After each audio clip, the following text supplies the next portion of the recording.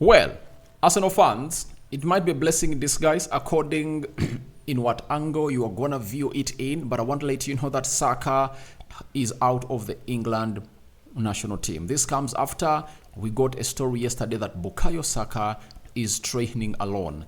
It's not only Bukayo Saka, but Carl Palmer and Harry Kane are also training alone. And finally, Saka has withdrawn from the England national team. Welcome to this channel. Smash the like button so as not miss out on stories that we do upload in here on a daily. This is Rokani David, and don't forget to subscribe to this channel so as not miss out on stories that we do upload in here on a daily. And we are here to obviously bring you the latest news and information as far as everything is concerned. And don't touch your dial, don't go anywhere, because we are gonna bring you lots of stories in here for you. And Gary Neville had gone ahead to predict that either Carl Palmer, Bukayo Saka, or Declan Rice will pull out of the camp. I don't know how we went ahead to predict it, but his prediction has come to pass. Let's see, close to 400 people smash the like button. It's Bukayo Saka, the most loved player of Arsenal. So please, can you really reciprocate that love by smashing the like button? And if at all you're watching us for the very first time, or you've always gone ahead to watch us in, continue to subscribe. I found someone in the comment section telling me that, please, why I always telling people to subscribe, you know? Yet other channels don't. I think you're watching wrong channels. Every YouTube channel calls in for people to subscribe, and people go ahead and we reciprocate. So thank you for that notice. I really love you. People that keep in the comment sections, I really love you. And when it really requires me to address you, I'll address you, but in a very, very good way. I'm not gonna come here and really hit at you hard or what, but I'll really respond to you in a gentle manner that me and you can really find a common ground. Not so the Muslims, Ramadan, Karim, and the Christians, we cover you all in the precious blood of Jesus Christ. I have a story of Guendouzi. Hope you guys are really gonna be excited about it. And I'm having something concerning Gyökeres. You know, I've gone ahead to see him, by the way, I think for the third time playing football. And I think he's really a very good player. And I'm gonna really tell you why I think Arsenal are really so much into this player. So we are having a bouquet. So guys, don't go anywhere. So a story coming through from Con Harrison. He's a USM, Sports Management Business Inquiries. He told us that Bukayo Saka has left the England camp as a precaution. That's what he told us, that he has left the England camp as a precaution. It will be remembered that even the last time England had to play their last two games in the group stages, you know, though they had already gone ahead to qualify, Saka was not among. Because Arsenal told the England national team that Saka is injured, and the England national team told them we have to assess him. And Saka went to the St. George Park. He was assessed. After being assessed, he was really allowed to go back to Arsenal and rest. And those 2 weeks, I've gone ahead to see to it that Saka came in through and really hit the ground running, and he scored close to, is it 7 goals in close to how many games, if I'm not mistaken, because he scored a brace. He scored a brace against West Ham. He scored a brace against Burnley. He scored one against Liverpool and other teams that they went ahead to play against. He was really on fire. I think also scored against Newcastle. So he was on fire. But it looks like we now know why he has been on and off. What has caused his being on and off? It has all been about Bukayo Saka's injury. And looks like what's the best thing to do for him? Send him home to rest, to undergo rehabilitation at the London Colony or the Sober Reality Training Center. He will join his other fellow players who are really going rehabilitation, Gabriel Magalhaes and Gabriel Martinelli. So he'll join them there and see how the rest is really going to happen in there for you. But for Saka, remember, even last time Arsenal played against Man City, Saka never really featured into that game. And it was Gabriel Jesus who was being played as a right forward for the side of Man City. So I don't know whether he's going to really work against the clock to come in through and really play this game between Man City and Arsenal. Games like these require Bukayo Saka to come in through and really show exactly what he is all about. Because if he scores goals that take Arsenal to collect 3 points in there for you, it will be remembered at the end of the season that ever since Pep Guardiola came in through at Man City, Arsenal went ahead to obviously have a beating, and they beat him. So that is it through coming in through from Bukayo Saka, and I think he'll be fit to really face Man City, because you wouldn't like to be missing out on a trio of players, Gabriel Magalhaes, Martinelli and Bukayo Saka, when you're playing against Man City. You know, you have to be at your best. You know, you have to go with your best squad. And I was here trying to hail Arsenal and really give them bragging rights for having very many players that have gone ahead to return, and they never had no injured player. But in a space of like a week or 2 weeks, Arsenal now has 3 injuries. I don't know what the cause is, but we'll wait and see what the assessment of Arsenal is going to really tell us about Bukayo Saka. I tell you, before the end of this week, tomorrow is Friday, there is Saturday and Sunday, they would have already told us what Bukayo Saka is really suffering from and for how long he is going to be really out. But he's going to miss out playing for England against Brazil and against Brazil and against Belgium. Some of the 2 best teams in the world, and I think you wouldn't like to really miss out onto that ilk. So that is Bukayo Saka for you, but the England national team was going to have to put out a statement onto Bukayo Saka, and the statement was as follows. Bukayo Saka has left the England camp and returned to his club for continued rehabilitation. The Arsenal forward reported to St. George's Park with an injury and has been unable to participate in training. No further replacements are planned as the 25-man England squad continue their preparation for the 4th internationals with Brazil and Belgium. That is it for you. So he's having an injury. And when I read this, what really struck into my mind? The game of Sheffield. Why Arteta took off Bukayo Saka when he had only played 45 minutes, and yet Bukayo Saka would have gone ahead to love to play more. Arteta told us that he's ill. Now, after that game, Bukayo Saka went ahead, obviously coming through and did play very many games. He played against FC Porto away. They lost. Oh no, they were playing which team over the weekend?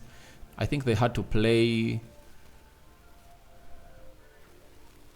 After beating Sheffield on Monday, let me check here. I want to be very exact. I don't want to come here and really give you things that don't really add up. So let's see Arsenal. After playing... Who did they play next? Was it Newcastle? No, it was not Newcastle. Arsenal FC, all right.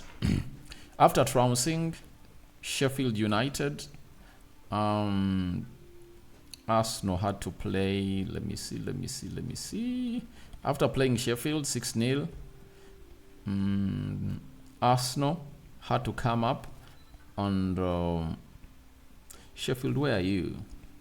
Because by then Arsenal had Rokani here to beat. So after playing Sheffield on Monday, Arsenal had to play Brentford, over the weekend. Saka came in through and played 90 minutes. Then they went ahead to play against FC Porto. Arsenal found themselves in a position of beating FC Porto by 1-0. They went to penalties 4-2, and he played all those games. So he played more 2 extra games, and if the injury is really serious, we will wait and see. But at the moment, they've gone ahead, obviously tell him that please get out of the team and go back to Arsenal for rehabilitation. I know it's really so much Euro-driven, because you can force him to play into these friendlies and you might lose him out where you need him most in the tournament, where the side of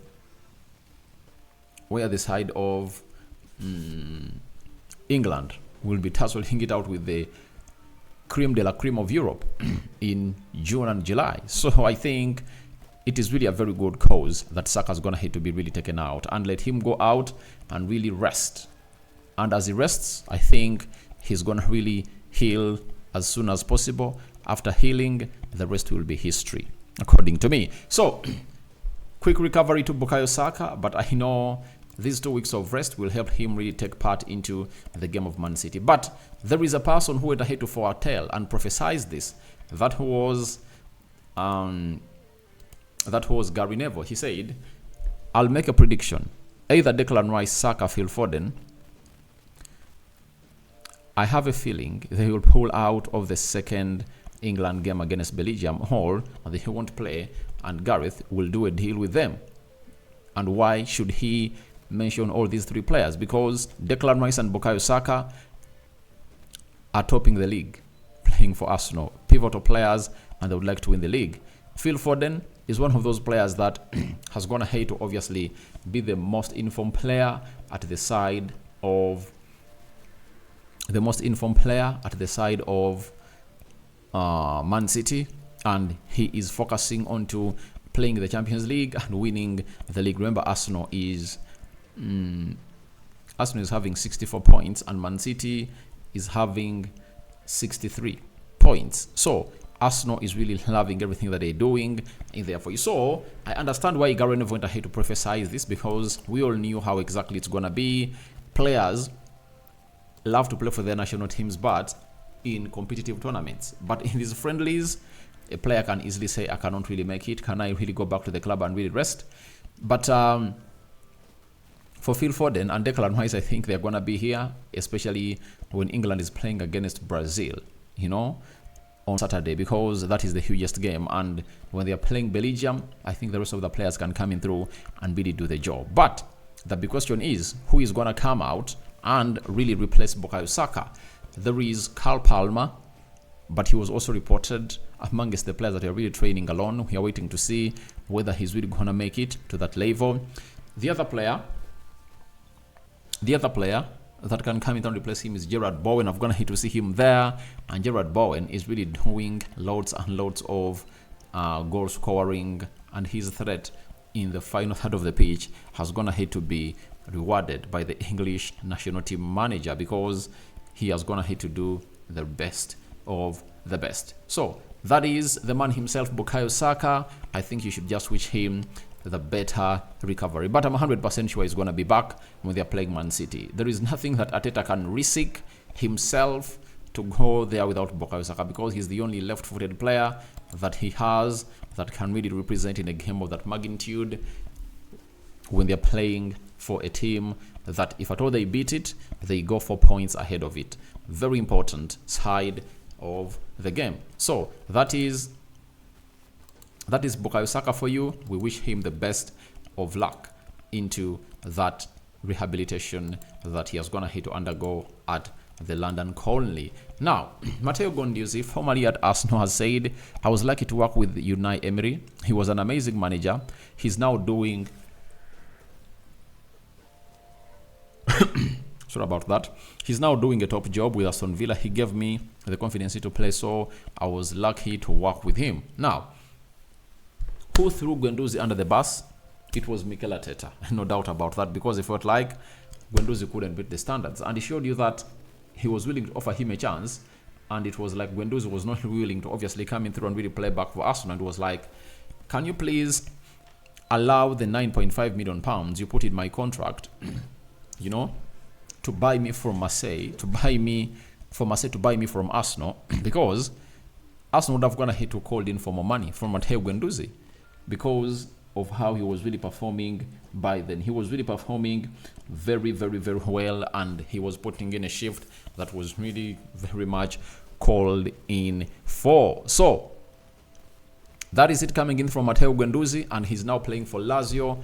And never know one time, according to how Unai Emery has gone ahead to work out his space at the side of Aston Villa, he might really get him in as a replacement for Douglas Luiz, because Douglas Luiz is looking to go to either Man City, Liverpool, or Arsenal. Those 3 teams are really wanting to sign this player, and he's really working tooth and nail to see to it that he leaves. So after Guendouzi has gone ahead to show love for Unai Emery, and Unai Emery has always gone ahead to track back players that's going ahead to manage, especially at Arsenal. He wanted Emily Smith-Rowe.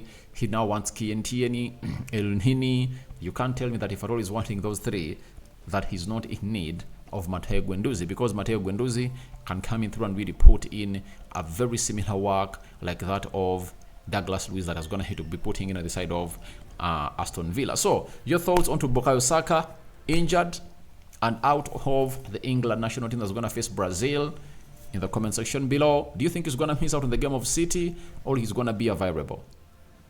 What do you make about Matteo Guendouzi coming out and really hailing Unai Emery? Is he sending him a message that, please, I'm in Lazio, I'm performing very well, can you please sign me at Aston Villa because you're going to sell Douglas Luiz? In the comment section below. And why did Gary Neville had to really prophesy something that was going to have to happen, and Saka is going to have to pull out of the England national team? Guys, good night to those going to bed. We are really having more and more and more and more and more coming in here. Rokani David is my name. I hope you guys are really having fun. I sign out. You know, the Muslims, Ramadan Kareem, and the Christians, we cover you all in the precious blood of Jesus Christ. We out. One more video is coming in through, and I think I'm going to do what we call a live stream. But Gyökeres has been taken off, and Portugal has gone ahead to beat Sweden by 5-1, 18 minutes to go. Can it go ugly? I'll be here telling you what the results are. Ciao, ciao.